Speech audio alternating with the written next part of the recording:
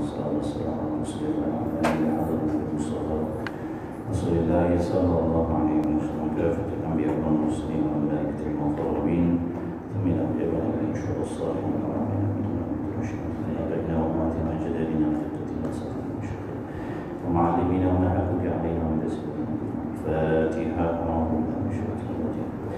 بسم الله الرحمن الرحيم الحمد لله رب العالمين الرحمن الرحيم مالك يوم الدين إياك نعبد وإياك نستعين اهدنا الصراط المستقيم صراط الذين أنعمت عليهم غير المغضوب عليهم ولا الضالين بسم الله الرحمن الرحيم الحمد لله والصلاة والسلام على رسول الله وعلى آله سبحانك لا علم لنا إلا ما علمتنا إنك أنت العليم الحكيم اللهم افتح علينا حكمتك وانشر علينا من خزائن رحمتك يا ارحم الراحمين ربنا زدنا علما وفهما يا كاشف المشكلات اكشف حجم عن وجوه هذه المعاني حتى نطلع على خفيه هذه المسائل واحفظنا من الخطا والضلال فانت الموفق الى امر من تعلم الغيوب برحمتك يا ارحم الراحمين وهب لنا يا وهاب علما وحكمه من الرزق يا رزاق لنا مسهلا بالخير يا فتاه فتانا يا الله بالهدى من نورنا يا عليم فضل اللهم علمنا ما جهلنا وذكرنا ما نسينا اللهم اجعل اعمالنا خالصه لوجهك الكريم والصلاه على سيدنا محمد والحمد لله رب العالمين.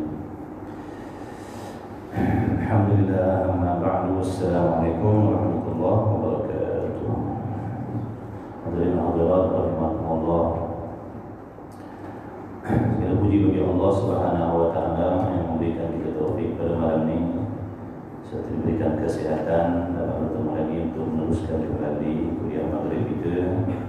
Diharapkan tuan-tuan puan-puan hadirin hadirat sehat walafiat dan sama-sama kita mengikhlaskan hati kita. Mudah-mudahan Allah memberi ilmu yang bermanfaat, yang berkah dunia dan akhirat. Allahumma amin. Giliran kita Lailatul Qadar. Nah, muka surat apa? Rumi ke surat. Kitab itu beli kitab ada. Masing-masing beli kitab ada. Muka surat apa? 13.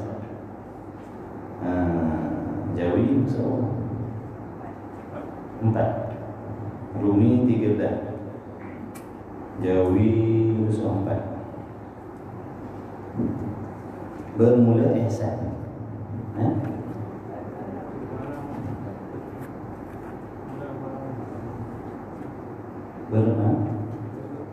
Permulaan barang.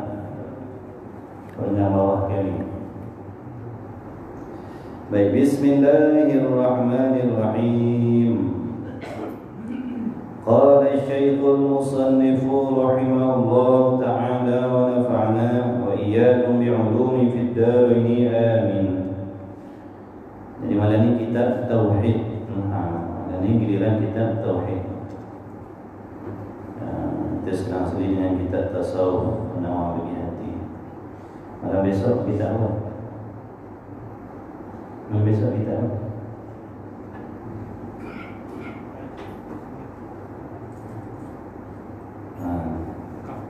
TK. Tajwid ada? Tajwid belum ada? Di luar dia dah? Lepas tu dah tak ada? Ustaz tak ada orang tak ada? Ustaz tadi. Cari ustaz ni. Ramai ustaz. Biar ada lengkap. Fiqh ada, tauhid ada, tasawuf ada, tajwid ada, tafsir ada, hadis ada, lengkap. Dia orang taman semua boleh ambil ilmu kat sini, tak payah pergi jauh. Insya-Allah. Baik, qala Syekhul Musannif rahimahullah ta'ala wa nafa'na bi'ulumihi fid dunya. Permulaan bagi barang yang wajib pada syarak. Boleh clear dengan macam tu. Jadi permulaan barang yang wajib pada syarak atas tiap-tiap mukallaf yaitu mukallaf. Jadi mula-mula perkara yang menjadi kewajipan yang menjadi kemestian di sisi mereka yang mukallaf. Siapa dia mukallaf? Iaitu orang yang aqil lagi baligh. Makna orang yang berakal. Yang aqil makna berakal, yang cerdik ataupun yang waras. Dia tak gila, dia berakal. Makna dia boleh faham. Kalau dia belajar, dia boleh faham, dia boleh mengerti, dia boleh memahami. Lagi pula orang yang berakal tadi baligh, cukup umur sampai umur baligh di sisi agama, iaitu kalau perempuan datang haid umur 9 tahun paling awal, lewat-lewat umur 15 tahun. Laki-laki pun begitulah, keluar mani seawal-awal umurnya 9 tahun hijrah, sehinggalah 15 tahun hijrah. Jadi di antara 9 tahun dan 15 tahun hijrah tu, kalau berlaku pada laki-laki tadi keluar mani ataupun perempuan tadi dalam keluar darah haid, maka balighlah dia. Jadi darah ni ada macam-macam. Darah ni ada macam-macam. Waktu orang perempuan kena belajar, orang lelaki pun kena belajar. Bila dia jadi tok lelaki, dia kena mengajar bini dia dan anak-anak perempuan dia. Bila-bila lagi ibu, bila ada anak perempuan, senang nanti ibu tu yang menerangkan pada anak-anak perempuan. Kalau bapa boleh jadi segan, kalau bapa nak segan anak terang anak. Jadi fardu ain tu, orang perempuan, orang lelaki pun kena tahu bab haid. Bab darah ni macam-macam jenis darah dia. Betul? Ada berapa je? Darah O, darah B, darah apa ni? Darah macam-macam warna darah dalam kitab fiqh dia terang macam-macam. Sebab apa perkara tu bersangkut paut dengan ibadat. Kalau kita tak kenal darah tu darah haid, macam mana kita nak tahu budak ni dah balik? Ataupun kalau kita tak tahu darah tu darah haid, macam mana dia nak berpantang daripada sembahyang ataupun daripada perkara-perkara yang ditegak haram oleh Allah sewaktu dalam haid. Hamba tu kena tahu. Dalam kitab fiqh cukup dah, ulama siap dah. Imam Syafi'i dah kaji semua dah. Dah siap tulis dalam kitab untuk kita nak ambil tahu belajar. Ada dah dalam kitab fiqh bab haid. Apa syaratnya darah haid? Sebanyak-banyak haid berapa hari, sekurang-kurang haid berapa hari. Darah istihadah, darah nifas lah, darah wiladah lah, semua kena ambil tahu. Sebab dia sangkut paut dengan ibadah. Contohnya macam ni, seseorang tu nak diberatkan hukum syarak, dia balik. Kalau perempuan pula darah haid, macam mana haid? Darah macam mana? Berapa hari, berapa lama dia keluar, apa sifat-sifat darah tu, semua dia sebut. Jadi belajar fiqh dia, insyaAllah. Iaitu orang yang akil lagi baligh, sama ada lelaki atau perempuan itu. Jadi mula-mula benda yang menjadi kewajipan di atas tiap-tiap kita laki-laki dan perempuan yang akil baligh, iaitu bahawa mengenal dia akan Allah Ta'ala. Tu benda kita nak kenal dulu. Kita nak kenal tu dulu. Siapa yang wajib oleh Allah Ta'ala berwajibkan. Tak kira dah apa bangsa dia, Melayu ke, Cina ke, India ke, orang Arab ke, orang putih ke. Bila dia akil baligh, nombor satu sekali, dia mesti mengenal Tuhan. Mesti kenal Tuhan. Kerana mengenal Tuhan ni umbi, tunjang segala amal ibadah. Semua amal ibadah berpaksi kepada mengenal Allah Subhanahu wa Ta'ala. Mana nak menentukan iman seseorang itu betul ataupun tidak. Jadi kalau kita pandai beribadat tapi tak kenal Tuhan, akibatnya nanti ibadah yang kita lakukan tu boleh jadi rosak, boleh jadi binasa. Kerana imannya tidak sah. Apabila seseorang itu tidak mengenal Allah Ta'ala, boleh jadi dia akan terjatuh kepada perkara-perkara yang boleh mensyirikkan dia. Bila tak kenal Tuhan boleh jadi tersilap. Tersilap dalam mengenal Allah ni, dalam arti kata lain tersilap pegangan terhadap Allah, akibatnya tidak beriman, tidak beriman. Walaupun dia orang Melayu, walaupun dia solat 5 waktu, walaupun dia puasa, tetapi apabila dia tak mengenal Allah, boleh jadi berlaku pada dirinya perkara-perkara yang boleh merosakkan akidahnya. Apa guna kita sembahyang kalau akidah itu rosak? Apa guna tuan-tuan perempuan pergi suruh pergi masjid, qiyamul lail, sedekah, wakaf, tapi akidah rosak? Adakah Allah terima amal kita? Jawabnya tidak. Sebab apa? Kafir di sisi Allah. Orang kafir beribadat dapat pahala tak? Dapat? Kalau dapat tak ada beza dah orang kafir dengan orang yang beriman. Orang kafir bersedekah hari ini, dia bersedekah, dia dapat pahala tak? Dia tak dapat pahala. Dia bersedekah, dia dapat. Dia tolong orang fakir miskin, dia buat baik, dia cakap benar, dia tak minum arak, dia tak makan anjing babi. Dapat pahala tak? Dapat? Dapat tak dapat? Sonyak pula orang tanya. Mano-mano sama teh. Mano-mano sama. Ni payah kalau mengaji mano-mano sama. Sama ya ustaz. Dia orang pun dapat kat Bandung. Tak ada beda lah. Itulah suruh mengaji ni supaya faham. Batu niat datang surau pergi mengaji, niat nak faham ilmu, supaya daripada faham tu boleh membaiki ibadah kita. Kalau tak faham, macam mana nak baiki ibadah? Kita tak faham, macam mana nak betulkan ibadah kita? Sebab tu kena bersungguh, supaya faham, usaha untuk faham. Penting, faham tu penting. Bila faham kita penting, barulah boleh betulkan mana yang salah. Bila faham bab solat, barulah boleh kita baiki solat. Waktu niat ni penting dalam belajar agama ni, penting tuan-tuan. Kita walaupun duduk di taman ni, kita sebagai seorang suami, sebagai seorang suri rumah, bukan duduk pondok, bukan duduk tahfiz. Bila sebut belajar agama, kena sungguh. Kena bersungguh, niat dia kena betul, adabnya kena betul, azamnya kena betul. Sebab belajar agama ni kewajipan yang Allah Ta'ala perintahkan ke atas semua orang, bukan atas budak pondok, bukan atas budak tahfiz. Mana wajib belajar betul? Kerana nak memperbaiki ibadah kita ni, lebih-lebih lagi perkara yang bersangkut paut dengan iman ni, akidah. Nombor satu sekali, kena kenal Tuhan.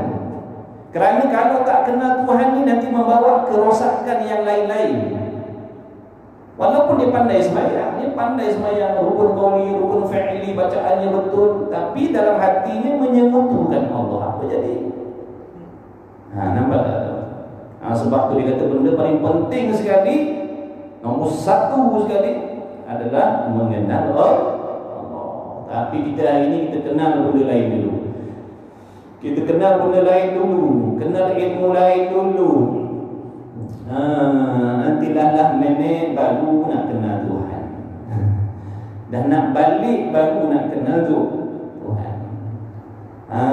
Cukuplah jadi iktibar, jadi pengajaran untuk kita. Tak payahlah generasi kita, anak-anak, cucu cicit kita macam kita juga.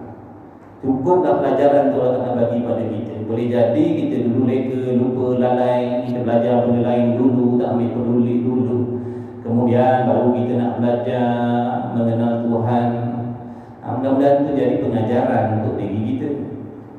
Bertaubatlah kepada Allah Subhanahu Wa Taala di atas kejuaian, kerekaan, kelalaian kita.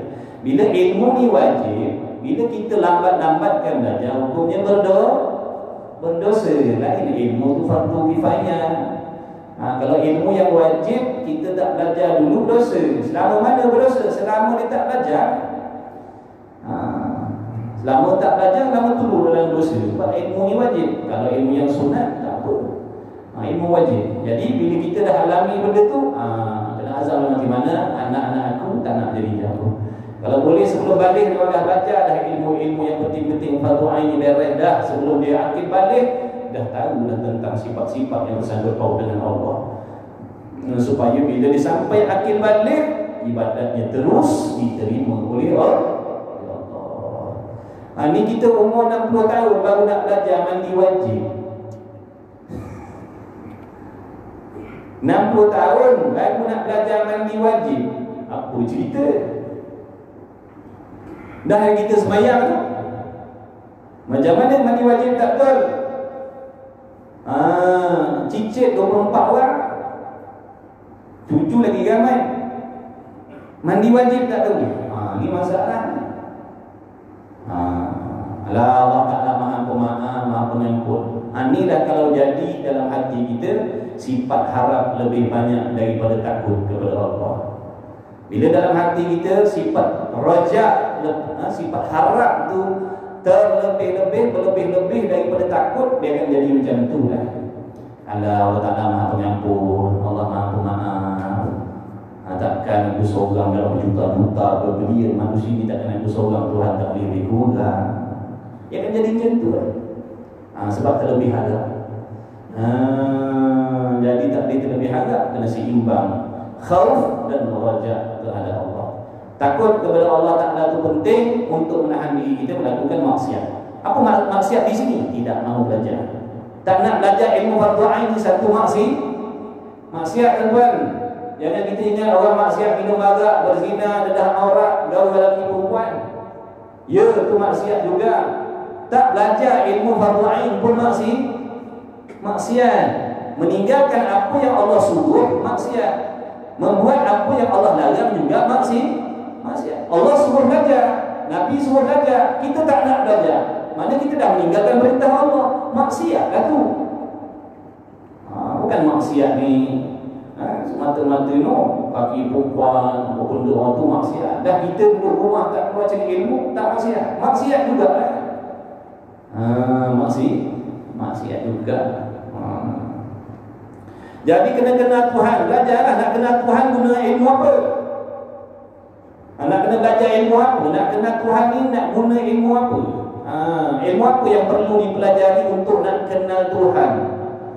Adakah fiqh, adakah tafsir, adakah tasawuf, adakah hadis, ataupun usul tafsir ke apa ke, ataupun geografi ke, sains ke? Tak lain dan tak bukan ilmu yang mesti kita kena belajar untuk membawa kefahaman kita, pengenalan diri kita terhadap Allah Ta'ala adalah ilmu tauhid, ilmu usuluddin, ilmu tauhid, ilmu akidah, ilmu kalam, ilmu sifat. Di sisi akidah kita ahli sunnah wal jamaah kena belajar ilmu tauhid. Sifat 20 kena belajar. Sifat. Bila sebut tauhid sifat 20 kena belajar. Dia ada orang mengajar ilmu akidah, tapi dia mengajar ilmu akidah tapi tak membincangkan tentang sifat yang wajib, yang mustahil, yang harus bagi Allah. Itu bukan. Itu terlalu umum. Tauhid juga tapi terlalu umum. Yang dimaksudkan tauhid ni sifat 20 ataupun sifat 13. Biar kita tahu apa sifat yang wajib bagi Allah, yang mustahil bagi Allah, yang harus bagi Allah, yang wajib mustahil harus bagi Rasul. Kena belajar Kena belajar. Itu yang dimaksudkan dengan ilmu tauhid, ilmu akidah di sini, mengenal sifat-sifat yang wajib, yang mustahil, yang harus bagi Allah Ta'ala. Siapa tak belajar dosa. Walau dia belajar tafsir, walau dia belajar hadis, tapi tak belajar ilmu tauhid, berdosa. Ilmu tafsir, ilmu hadis tu fardu kifayah. Orang lain pandai, kita tak payah pandai mengapa bab tu. Tapi bab ni orang lain pandai, kita tak pandai, berdosa. Betul-betul tuan-tuan ngaji ni. Ni orang buat main dengan belajar ni, dia ingat belajar agama ni apa kan? Belajar tak apa, tak belajar pun tak apa. Nak datang, tak nak datang sudah. Jangan macam tu. Macam mana sikap kita terhadap agama, macam tu lah besok Allah balas kita hari kiamat. Bila dalam hati kita meremeh-temehkan ilmu agama, Allah Ta'ala akan meremeh-temehkan kita besok di hari kiamat. Siapa melupakan agama, Allah lupakan dia di hari kiamat besok. Maksudnya Allah tak peduli. Balasan terhadap mereka yang melupakan agama. Belajar ni agama, ilmu agama. Bila orang tu pergi belajar agama, belajar ilmu, maksudnya dia ambil berat tentang agama. Orang tak nak belajar ilmu agama, maksudnya orang ni tak peduli perihal agama. Jangan main-main. Di antara golongan yang menyesal nanti di hari kiamat adalah orang yang waktu hidupnya tak nak belajar agama, menyesal tak sudah besok hari kiamat. Sebab apa? Kerana amalnya ditolak sama sekali oleh Allah. Ya Allah, Allah tak terima amal dia. Orang tak belajar agama. Sebab apa pula Allah tak terima dia semayang, dia puasa, dia zakat, haji, umrah? Kerana dia beramal mengikut hawa nafsu. Dia beramal tidak mengikut pantang larang ibadah. Dia tak tahu, dia main buat, dia tak tahu ibadatnya dah rosak. Itulah ruginya. Dia menyesal. Kalau aku tahu dulu, aku belajar kat dunia dulu, habis dah, habis waktu dah. Kalau dah bagi kita banyak tahun dah, 10 tahun, 20 tahun, 40 tahun, 50 tahun, 60 tahun, tapi ilmu lain kita belajar, ilmu agama tak nak belajar. Ada anak sekolah tak pandai ilmu sekolah, ilmu akademik, kita risau. Anak-anak tak pandai ilmu agama, kita buat tak kisah, buat tak peduli. Jantulah yang disebut dalam kitab Taklimul Aulad. Dahlah kita rosak, dahlah kita dulu kaki dunia, ahli dunia, kita didik anak cucu kita pun macam tu juga. Dulu kita lupa dah, kita leka dah, kita lalai dah dengan agama. Dapat anak, kita didik anak kita 2 kali 5 macam kita juga. Ni malang sekali. Kita dulu dah tinggalkan agama, dah tinggalkan semayang, begini macam-macam, tak belajar agama. Dapat anak, kita didik macam kita juga punya perangai. Malang lah. Jangan macam tu. Sepatutnya anak lebih baik daripada kita lagi ibadatnya. Kalau kita pun lambat belajar, anak-anak awal belajar agama dah, adalah perubahan. Tidak. Mengenal ia akan Allah Ta'ala. Baik, mengenal Allah Ta'ala tu, mengenal ia akan Allah Ta'ala artinya. Bawah tu ada nombor 5, ada nota tu, nombor 5. Kau mengenal ia orang yang akil balik tadi akan Allah Ta'ala artinya. Kerana bahawasanya mengenal dia itu, makna mengenal Allah Ta'ala itu hantaran segala perkara yang dituntuti daripada hamba. Maka tiada sah sesuatu, nampak? Tidak sah sesuatu yang wajib dan yang sunat melainkan daripada mengenal dia, mengenal Allah Ta'ala. Sembahyang kita yang wajib, puasa kita, haji kita, umrah kita, apalah perkara yang wajib, Allah tak terima. Sebab apa tak terima? Sebab tak kenal Tuhan. Bila tak kenal Tuhan, berlakulah perkara-perkara yang boleh merosakkan akidah. Barangkali dalam hatinya ada mensyirikkan Allah dengan sesuatu. Semayang, tapi dalam hati beriktikad Tuhan itu berwarna putih. Contohnya puasa, tahajud, tapi beriktikad Tuhan itu duduknya di atas langit, kadang-kadang turun langit, kadang-kadang naik langit. Dan dia diam, dia beriktikad macam tu. Dia tak nak cerita dengan orang, diam-diam. Sebab tu nama akidah. Akidah ni berdalam hati. Kita tak cakap dengan orang, kita tak cerita dengan orang, kita je yang tahu orang dalam hati kita. Makna seseorang ni dia berpegang yang Tuhan ni kadang-kadang bergerak kat sini, kadang-kadang pergi ke sana, kadang-kadang diam, kadang-kadang dalam hati. Tapi dia semayang 5 waktu, tahajud, solat berjamaah, sedekah, wakaf. Dia buat macam biasa. Tapi sayang, pegangan dalam hati rupanya dah menyemutukan apa jadi pada semayang yang dia buat tadi, puasa yang dia buat, haji yang umrah yang dia buat, tidak sah, tak diterima oleh Allah. Bahaya dah. Tak kenal Tuhan ni bahaya dah, tuan-tuan. Mana bahaya daripada COVID ni? Bahaya COVID. Tak kenal Tuhan lagi, bahaya daripada penyakit COVID ni. Bahaya. Tak kenal Tuhan lagi, bahaya daripada penyakit COVID lagi, tuan-tuan. Jadi biar kita ni ada perubahan, pandang ilmu tu penting. InsyaAllah. Walau tak pandai pun nanti ada keberkahan. Sebab dalam hati kita memuliakan agama, memuliakan ilmu. Ni kalau dah dalam hati meremeh-temehkan ilmu, tak ada harapan. Dalam hati kita meremeh-remehkan agama, tak ada harapan lah tuan-tuan. Sebab Allah tahu yang kita ni mengendah-gendahkan agama dalam hati. Allah tak tahu dalam hati kita macam mana. Maha mengetahui yang dalam mafisur fusul. Allah tak tahu bahagian yang dalam hati. Allah tahu orang ni walaupun pada zahirnya semayang, tapi dalam hatinya memandang remeh agama. Allah tahu. Artinya mengetahuikan segala hukum sifatnya. Ini maksud mengenal Allah. Mengenal Allah dengan makna mengetahuikan sifatnya. Sifatnya Allah.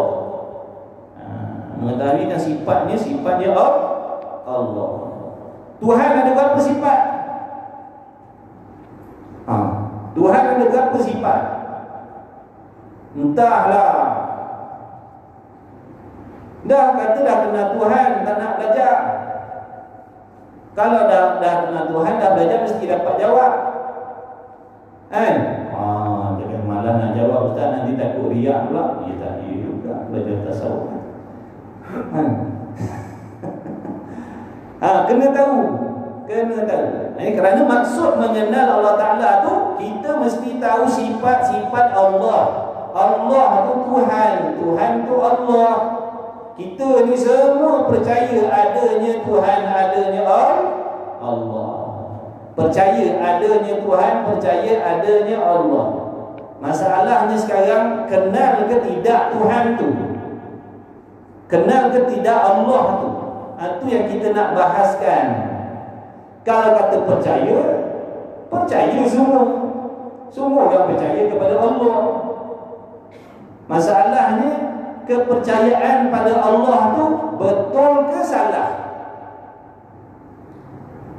Macam mana kepercayaan kita pada Allah? Macam mana? Kita percaya Allah ni macam mana? Dia kata dia percaya Allah ni Tuhan. Dah tu lagi apa sifat dia? Kadang-kadang dia bergerak, kadang-kadang dia diam. Macam tu. Kalau macam tu salahlah pegangan ni terhadap Allah. Kalau macam itulah pegangan dalam hati dia percaya Allah, tapi kepercayaannya terhadap Allah ni kadang-kadang bergerak, kadang-kadang diam. Rosaklah akidahnya. Sebab apa rosak? Kerana kepercayaannya terhadap Allah tadi salah. Kalau kepercayaan terhadap Allah betul, sahlah akidahnya, sahlah iman. Kalau pegangan terhadap Allah salah, rosaklah akidah. Walau solat 5 waktu. Batulah kena belajar kenal Tuhan. Sifat-sifatnya ada berapa sifat Tuhan ni? Sifat dia sama ke macam sifat kita? Sifat Allah tu sama ke macam sifat kita? Kita pun ada sifat. Kita pun ada zat. Tubuh badan, kita ada tubuh badan. Zat maknanya tubuh badan kita. Adakah tubuh badan kita sama macam zat Allah? Kalau tak sama, kenapa? Tak sama tang mana? Itulah kita nak kena faham. Jadi setakat fardu ain ni untuk kita orang awam ni belajar untuk kita faham sudah. Untuk kita faham sudah. Untuk nak jaga iman kita sudah. Walaupun tak pandai nak cakap dengan orang, nak menerang yang pada orang kita tak pandai, tak apa. Untuk diri kita je. Itu namanya belajar tauhid yang nak melepaskan tuntutan fardu ain. Untuk kita dah. Walau tak pandai cakap dengan orang. Dah kalau belajar betul-betul istiqamah, ngaji betul-betul, bersungguh mengaji, insya-Allah faham. Mustahil tak faham. Adatnya faham. Walau umur dia dah banyak pun, tapi kalau cara dia mengaji betul, bersungguh dia boleh faham. Yang tak faham ni yang tak nak belajar. Yang tak nak belajar, yang tak ambil berat dengan ilmu, dia takkan faham sampai bila-bila. Artinya mengetahuikan segala hukum sifatnya. Allah Ta'ala itu ada sifat. Allah Ta'ala itu zat, lagi pula bersifat. Ini di antara pegangan kita yang membezakan di antara kita dengan Mu'tazilah. Orang Mu'tazilah dia mengatakan Allah Ta'ala itu hanya zat semata-mata. Allah Ta'ala tidak ada sifat. Allah Ta'ala itu zat sahaja. Kita ahli sunnah dah. Kita ahli sunnah wal jamaah beriktikad Allah Ta'ala itu adalah merupakan zat yang memiliki segala sifat-sifat kesempurnaan yang layak dengan Allah, dan segala hukum ketuhanannya. Kena tahu hukum ketuhanan dan mengetahuikan segala yang membawa kepada mengetahuikan demikian itu daripada segala barang yang bergantung dengan Rasul. Kena tahu juga perkara yang bersangkut paut dengan Rasul-Rasul yang diutuskan oleh Allah. Rasul itu siapa, orang dia bagaimana, keturunan dia bagaimana. Kalau tak kenal Rasul, lama nanti dia kata Rasul ni dia sama macam orang lain. Dia berbeza waktu dia nanti jadi Rasul je. Sebelum jadi Rasul dia sama macam kita, sama macam anak-anak kita, sama macam sahabat-sahabat lain. Sebab tu tak payah nak heboh-heboh buat maulid. Tak payah. Buat apa nak meraihkan hari kelahiran dia, sedangkan waktu dia lahir itu dia sama macam budak-budak lain. Kurang ajar, biadab sungguh. Itu namanya mengajar orang jadi kurang ajar dengan Rasul. Kalau ada tu pak ustaz, pak kiai, tok guru yang mengajar cakap macam tu, ni ajar orang biadab dengan Rasul. Dia kata Rasul tu waktu kecil sama macam orang lain, sama macam sahabat-sahabat lain. Dia beza bila dia naik pangkat Rasul ni. Itu waktu tu baru dia berbeza dengan orang. Sebelum tu tak ada dia sama ni. Ni nama mengajar orang biadab.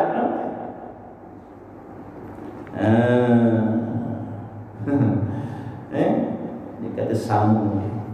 Mana ada samu? Nampak tak? Tu akidah beza lah. Mana pahaman dia dengan pahaman kita salah. Yang kita faham Rasul ni daripada alam roh lagi, alam zuriyat lagi, waktu bayi lagi, waktu kanak-kanak lagi, waktu remaja lagi, sampailah wafat Allah jaga, Allah pelihara dia daripada sebarang pegangai sifat kelakuan yang kecelaan. Dia tak sama macam anak-anak kita telanjang bogel ke tepi jalan, curi buah rambutan orang, sembelih ayam orang. Tu anak-anak kita. Dia kata sama je Rasul. Kalaulah Rasul waktu kecil macam tu, bila dia jadi Rasul besok, bila dia jadi Rasul dia ajak jangan mencuri, tak payahlah. Kau ingat tak dulu kita sama mencuri? Nampak tak? Andai katalah Rasul waktu kecil dia macam orang lain, Allah tak jaga dia dari perbuatan yang haram, yang makruh. Waktu dia dah naik pangkat jadi Rasul, mengajak orang meninggalkan maksiat, mengajak orang membuat baik. Di antara contohnya Rasul kata jangan mencuri, tak boleh mencuri. Tak payahlah Muhammad, kau ingat tak dulu? Kau dengan aku kan dulu sesama mencuri dulu, waktu kecil-kecil dulu, waktu remaja dulu. Nampak tak? Di situ dah menjatuhkan maruah Rasul. Sebab tu Allah Ta'ala jaga daripada kecil lagi. Dia tak buat benda haram, benda makruh daripada kecil sampai wafat. Bukan waktu jadi Rasul baru Allah Ta'ala pelihara daripada benda-benda tu dah. Daripada kecil. Ini pegangan kita ahli sunnah. Pegangan mereka macam tu. Mereka punya pahaman macam tu. Rasul waktu kecil macam orang lain. Kita dah. Itu pahaman mengajar orang biadab dengan Rasul. Katanya Nabi Allah Ibrahim bapaknya penyembah berhala. Bukan bapak dia, bapak saudara dia yang menyembah berhala, bukan bapak dia. Allah Ta'ala pelihara Rasul-Rasul ni lahir daripada sulbi yang suci, rahim yang suci. Itu ngaji kena betul-betul tuan-tuan ni. Itu ngaji jangan ngaji ABC, daripada tu campur. Dengan Wahabi pun kita tak ada, dengan liberal pun kita tak ada, dengan ahli sunnah pun kita tak ada. Semua kita mengaji, campur aduk. Sama je Ustaz. Habis dah. Tak ada bedah dah kalau sama je.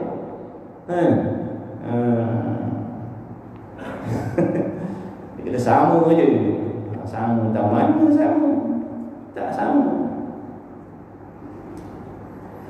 Kemudian katanya musannif lagi,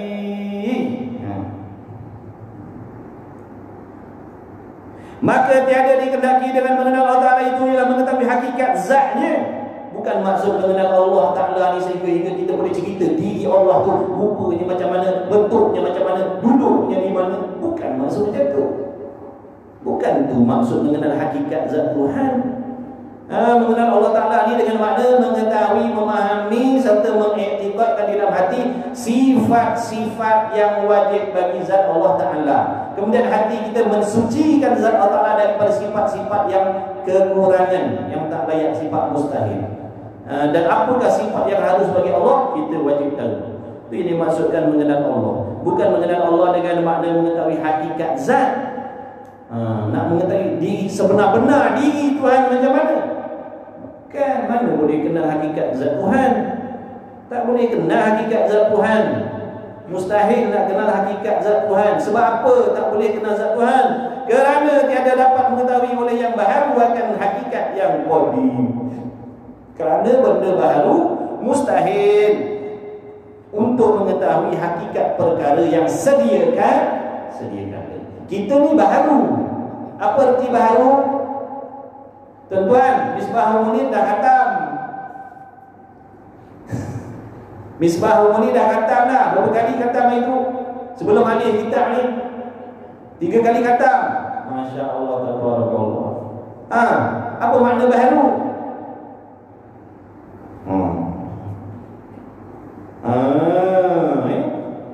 Itu yang disuruh-sungguh. Tak apalah, asalkan menyanyi. Betulkan ya. Jangan lagi sudah. Baik, baharu itu maknanya perkara yang ada permulaan. Tiap-tiap sesuatu yang ada permulaan. Itu namanya baharu. Ni dah ngaji tauhid. Ngaji tauhid ni dia kena fikir macam tu tuan. Dia tak sama macam sirah, tafsir, dengar baca ayat terjemah dengar.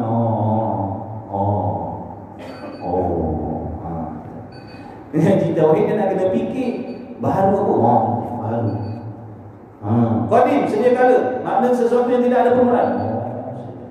Jantung ini tauhid. Baik, jadi baharu. Kita ni baharu. Kita ni ada permulaan. Bagaimana kita nak mengetahui hakikat perkara yang tidak ada permulaan? Allah Ta'ala tu sedia kala, tidak ada permulaan, ataupun qadim. Macam mana kita nak tahu hakikat diri Tuhan yang sedia kala? Dahlah dia sedia kala, kemudian mukhalafah lah pula. Dah sedia kala, lepas tu tak serupa pula dengan segala sesuatu. Tak serupa pada pihak mana? Pada segala pihak, pada segala sudut, pada segala takdir. Tak sama Allah Ta'ala dengan segala sesuatu. Nak congak begini, nak congak begitu, nak agak begini, nak andai begitu. Tak sama.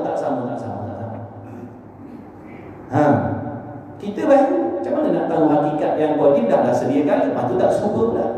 Kita sesama yang baharu ni pun tak kenal, tuan-tuan. Kita sesama yang bersifat baharu ni pun tak tahu. Siapa tahu hakikat zat, hakikat tubuh badan dan moyang ni yang ke-10 belakang? Siapa tahu? Moyang dia yang ke-10 belakang. Macam mana zat dia? Diri dia macam mana? Tubuh dia tinggi ke rendah, kulit dia hitam ke cerah ke? Ada orang tahu? Ada? Tak ada. Dan kita sesama pun kita tak tahu. Kita sesama baharu pun tak tahu hakikat moyang kita tu. Nama dia siapa? Nama pun tak tahu. Diri lagi kan? Ini Tuhan. Zat Allah tak serupa dengan sesuatu. Lagi pula dia sedia kala. Tak boleh nak diukur dengan masa dan waktu. Sebab itulah mustahil nak mengenal hakikat zat Allah. Yang disuruh belajar kenal ni, kenal sifat-sifat zat dia. Tuhan tu zat, sifat dia bagaimana? Itu yang nak disuruh belajar fahamkan. Ni nak mengaji hakikat. Makrifat hakikat. Lala terlipat. Lala jadi lepas. Ni mengaji tauhid. Orang ramai-ramai ngaji tauhid sifat 20. Dia kata apa? Barang ni tu ilmu-ilmu kat surau majlis tu semua ilmu kulit aja. Ilmu kulit tu yang diorang bertadah-tadah kat majlis surau tak ada kebilangan tu. Ni kita kena mengaji isi. Dia nak copek isi selalu. Kulit tak nak copek. Ni yang jadi sengit-bengit. Orang kata, kata makrifat, kenal Tuhan. Dia kata dia kenal Tuhan. Dia ahli makrifat. Tapi saya semayang asar je. Semayang asar. Pada dia boleh pilih waktu semayang. Boleh pilih. Tuan nak semayang apa? Zuhur, asar, maghrib, isyak, subuh, mana yang paling seronok? Zuhur kan? Zuhur. Subuh tak apa sebab waktu tu tidur. Tak apa. Dia boleh pilih. Makrifat apa je tu. Patutlah lagi kenal Tuhan, lagi takut kepada Tuhan, lagi menjunjunglah kewajipan, lagi jagalah hukum syariat. Ni dakwah makrifat duk langgar hukum Tuhan dah. Siapa yang paling mengenal Allah? Rasul sallallahu alaihi wasallam. Ada rubah hukum Tuhan. Tak, dia solat 5 waktu macam dia biasa. Dia tak pilih. Sungguh pun dia Rasul, ketua para Rasul. Dia tak pilih sembahyang zuhur aja, sembahyang maghrib saja. Dah 5 waktu dia sembahyang. Ni kita orang kemudian belajar makrifat. Sembahyang pilih waktu pula dah. Saya sembahyang asar dan zuhur je, yang lain tak buat pun. Sebab dah sampai martabat ni, kita dah tahu hakikat Tuhan bagaimana. Habis sengit-pengit tu. Kafir lah nak masuk bidah ni. Rosak akidah teman, jadi kafir, kufur. Bila sembahyang tu wajib dikatakan tak payah, bukankah itu benda yang boleh merosakkan akidah? Hati-hatilah. Ilmu ni kadang orang muda-muda suka belajar ni. Sebab tu kita tengok kadang-kadang kat sebuah majlis tak berapa ramai orang muda. Yang datang ni semua orang sakit ni. Sakit lutut, sakit tumit, sakit pinggang. Orang muda-muda mana ada ramai. Orang muda lepas Assalamualaikum terabur lagi. Alim kan? Yang sakit pinggang belajar. Yang segar juga dah tak nak belajar. Dia nak suka ambil jalan pintas. Dia kata hebat belajar ni mudah. Ni boleh shortcut sampai kepada Tuhan. Habis. Bekah tak nak belajar. Mandi wajib tak tahu. Tuhan, sifat Tuhan tak tahu. Baca Quran pun tak tahu. Makrifat. Tukang sembang dengan orang. Orang pun nak menyampah dengan aku kita cerita. Nampak kita cerita benda pelik-pelik. Maka tiada dikendaki dengan mengenal Allah Ta'ala itu mengetahui hakikat zatnya, kerana tiada dapat mengetahui oleh yang baru akan hakikat yang qadim. Maka mengenal dan mengetahui itu, yang dikatakan mengenal dan mengetahui Allah Ta'ala itu ialah jazam. Makna dalam hati kita jazam, tetap, teguh, mantap, tak berubah, tak bergoyang, tak berganjak pun. Makna pegangan dalam hati terhadap Allah, pegangan yang betul terhadap Allah Ta'ala tadi itu tak berubah-ubah dah, apa juga keadaan sekalipun. Jazam dah, putus. Sebab itu dipanggil aqaidul iman, pegangan atau simpulan iman. Simpulan itu tak berubah dah, tak berganjak. Senang, susah, sehat, sakit, untung, rugi, maju, mundur, ikutlah. Duduk dalam bahagia, duduk dalam kecelakaan, sama ada hajat dikabul, hajat tak kabul. Begitulah pegangannya terhadap Allah dan Rasul. Tak berubah sikit pun. Dapat nikmat, begitulah pegangan terhadap Allah. Dapat bala pun, begitulah pegangan dan kepercayaannya terhadap Allah. Tak berganjak sikit pun. Itu maksud jazam. Membetuli bagi waqi', yakni yang jatuh, yang hasil jazam itu daripada dalil. Maknanya nak mengetahui, nak jazam ni mana nak memiliki pegangan dan kepercayaan yang jitu, yang mantap, yang tak berganjak. Tak boleh tidak, mesti kena tahu dalil. Mesti kena ada bukti, barulah pegangan kita terhadap Allah tu jadi jazam. Kalau kita nak menuduh seseorang tu, kita nak tuduh dia bersalah, kalau tak ada bukti, tak jazam tuduhan kita. Kita nak kata dia mencuri, bukti ada? Tak ada bukti, tak jazam. Boleh jadi kita tersilap, boleh jadi kita dengar cerita palsu. Nanti kan bila dihujani, hujah orang mendakwa kita, soal macam-macam, lama-lama dah kita dah ubah dah. Rasa-rasa dia lah yang mencuri, dah ubah dah. Tadi mati-mati kita kata dia yang mencuri.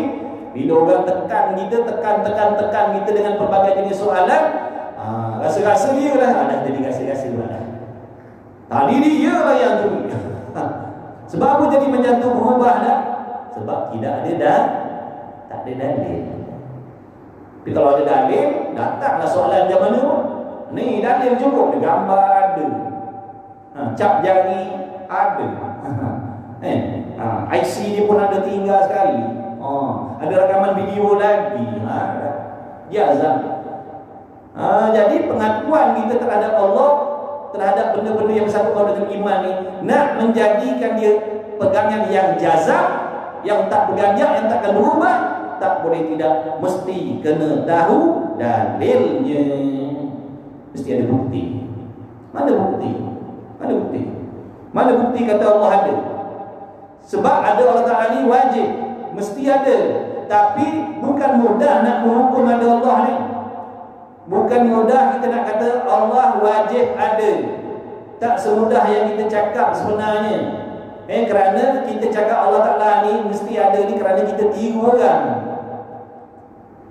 Lahir-lahir, lepas tu kita dengar orang cakap Allah ada, Allah ada. Maknanya kita pun tiru Allah ada. Sebenarnya bukan semudah itu nak menghukum mesti ada dia Tuhan ni. Kerana wajib nak menghukumkan Tuhan mesti ada ni, namanya wajib nazari. Nak menjatuhkan hukum mesti ada Tuhan ni, dia memerlukan fikir. Kena perlu cari bukti dan dalil-dalil ni. Kerana Allah ni bukan jadi boleh tengok dengan mata. Kita nak kata ada surau, tak sama macam ada Allah. Ada surau boleh tengok dengan mata. Ada Allah boleh tengok ke? Tak boleh tengok dengan mata. Ada macam mana kita menghukum ada Tuhan? Padahal Tuhan tak boleh tengok. Kita tak boleh tengok Tuhan, tak nampak. Sebab itulah perlu kepada perbahasan, ada dalil-dalilnya yang membuktikan adanya Tuhan. Sama ada dalil pun daripada bangsa fikir ataupun dalil yang bangsa diambil daripada hadis ataupun Quran. Bukan semudah tu kata ada Allah, ada Allah. Kerana dia masuk dalam hukum wajib nazari. Kena tilik dulu, baru boleh kata ada Allah. Dan dalil tu nak ambil mana dalil? Nak cari mana dalil?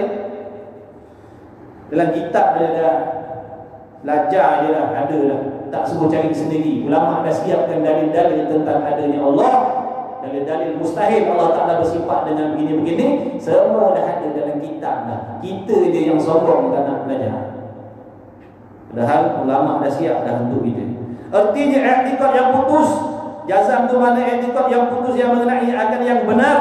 Mana apa yang kita pegang dalam hati itu sama betul dengan hakikat pekerjaan. Apa yang kita percaya dalam hati itu betul dengan diri perkara. Sebagai contoh, kita beriman, kita mengaku, kita percaya, kita jazam yang Tuhan tu namanya Allah.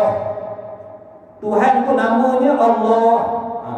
Jadi pegangan yang jazam tu membetuli. Memang sungguh-sungguh, memang hakikatnya Tuhan yang menjadikan alam ni, namanya di antaranya Allah. Mana kita tahu? Mana kita tahu? Melalui hadis Nabi, melalui Nabi sallallahu alaihi wasallam. Nabi dan Rasulullah yang menyampaikan, yang mengkhabarkan bahawa Tuhan yang menciptakan alam ni namanya Allah.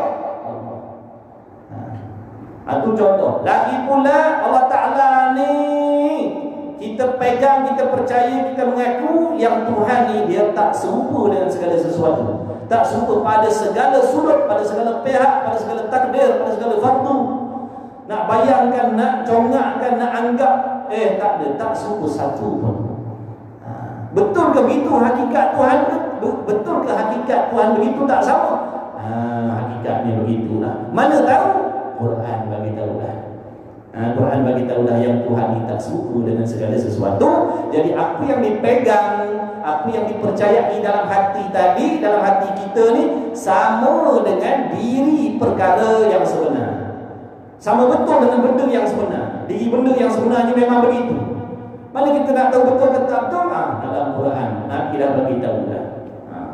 Nabi dah bagi tahulah yang Allah Ta'ala ni tak serupa dengan segala sesuatu. Jadi apa yang kita pegang dalam hati ni sama betul dengan diri pekerjaan pekerjaan. Kerana ada juga orang yang memiliki pegangan yang mana pegangannya menyalahi dengan diri perkara. Sebagai contoh, mereka-mereka yang beriman bahawasanya Isa itu Tuhan. Kata Isa Tuhan. Adakah hakikat sebenar-benarnya Isa itu Tuhan? Jawabnya tidak. Isa itu Rasul, dia bukan Tuhan. Jadi apa yang dipegang dalam hati mereka menyalahi dengan diri perkara yang sebenarnya dia bukan Tuhan. Sebenarnya dia utusan Allah.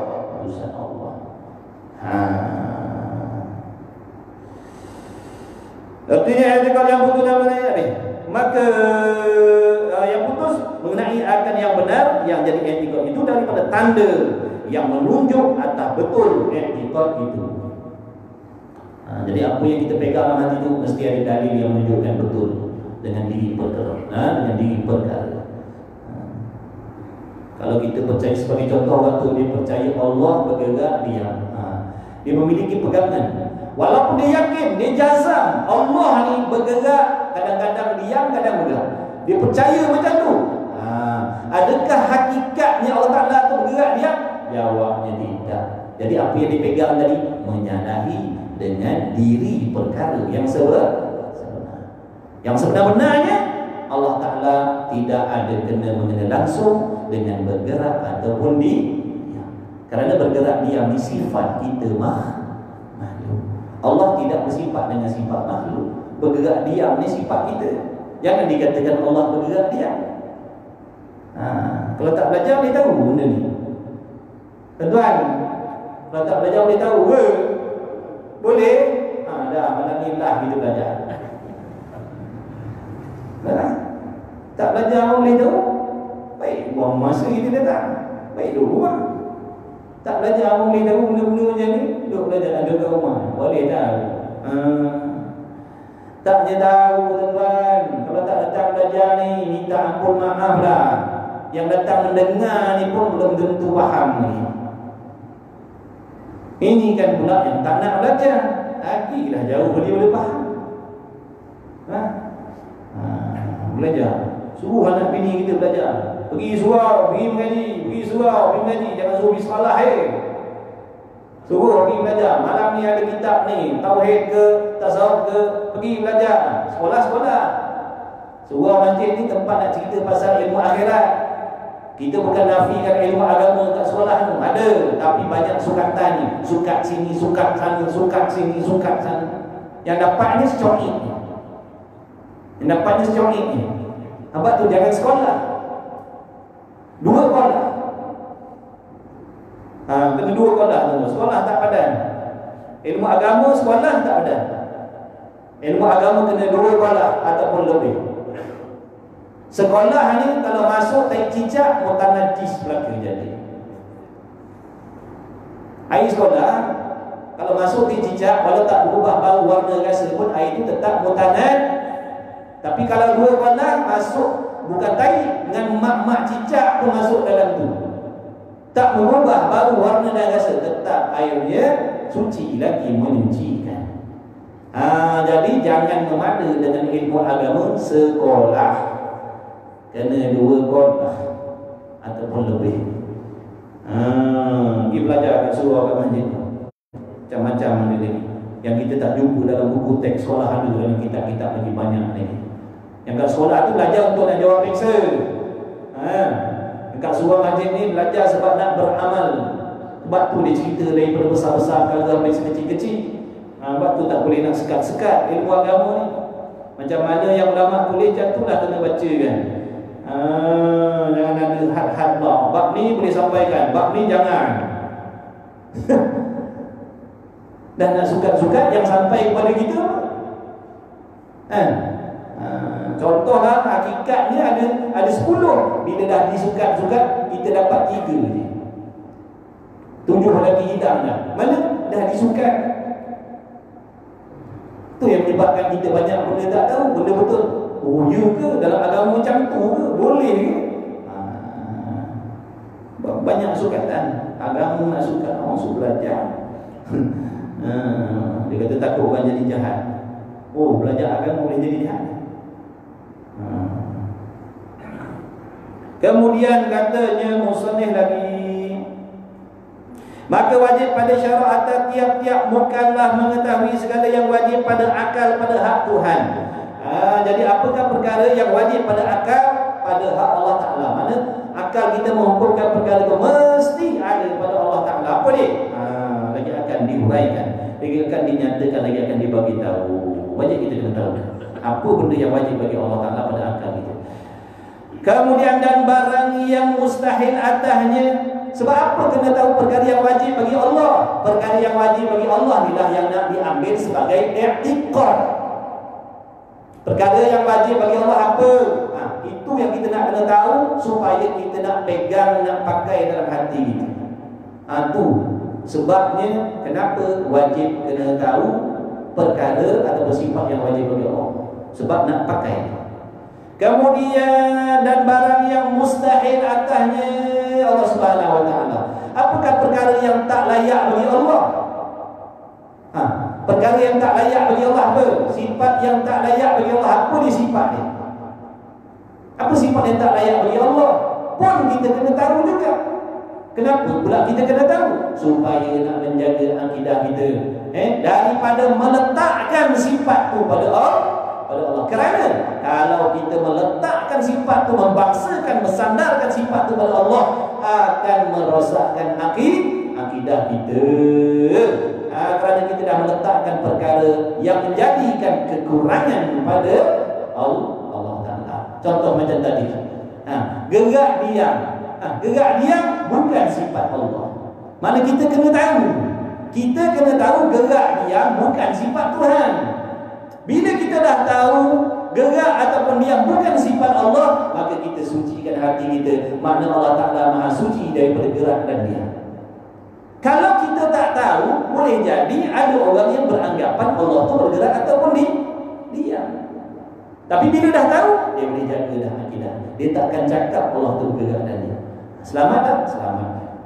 Jadi sifat-sifat yang mustahil pun kita kena belajar juga. Sebab nak jaga hati, jangan diletakkan sifat tu pada Allah Ta'ala. Dan yang terakhir,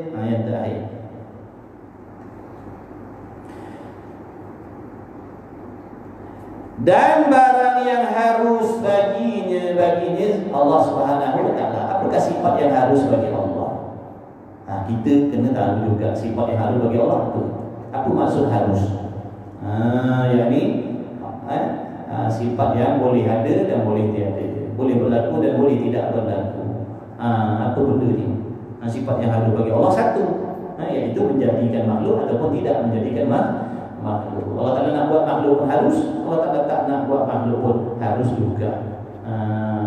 Masuk dalam erti kata makhluk tadi, senang, susah, sihat, sakit, untung, rugi, bahagia, celaka, selamat, tidak, iman, kufur, taat, maksiat, itu masuk dalam makhluk.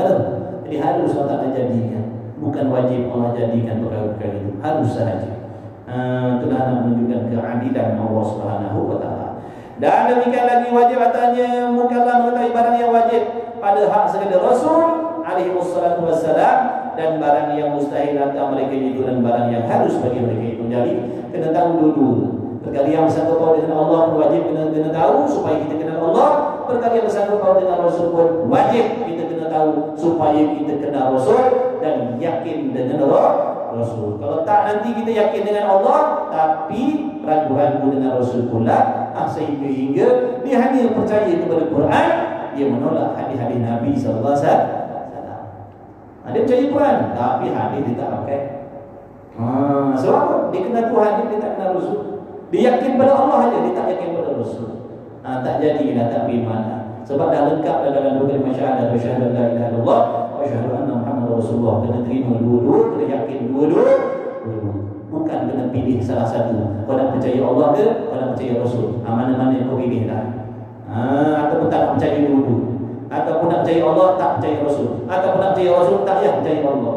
Tak boleh. Dua-dua kena terima, dua-dua kena percaya, dua-dua kena yakin. Barang siapa yang tak percaya kepada Rasul, berarti dia tidak percaya kepada Allah. Kerana Allah Ta'ala sendiri yang dah berfirman perihal Rasul-Rasul yang diutuskan oleh Allah Jadi kalau kita tak terima Rasul, sebenarnya orang ni tak terima Allah Ta'ala, dia tak yakin dengan Allah. Wallahu subhanahu wa ta'ala a'lam wa ilmuhu wa atam. Bismillahirrahmanirrahim. Alhamdulillah wassalatu wassalamu ala Rasulillah.